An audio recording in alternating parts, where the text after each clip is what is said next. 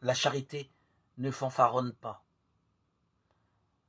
Cette expression qui indique la gloriole, le désir de se montrer supérieur pour impressionner les autres par une attitude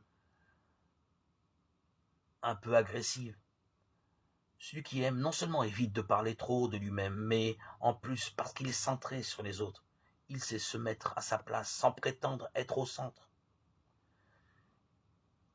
Le mot suivant a un sens très proche parce qu'il indique que l'amour n'est pas arrogant, pas devant les autres, et désigne quelque chose de plus subtil. Lorsqu'il annonce qu'il ne se gonfle pas, il ne s'agit pas seulement d'une obsession de montrer ses propres qualités, mais en plus, on perd le sens de la réalité.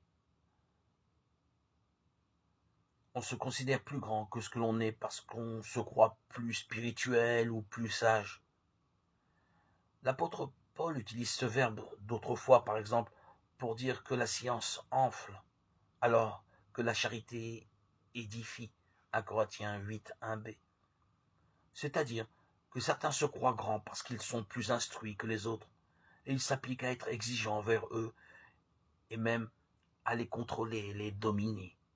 Alors qu'en réalité, ce qui nous grandit, c'est l'amour qui comprend, protège, sert de rempart aux faibles, qui nous rend grands.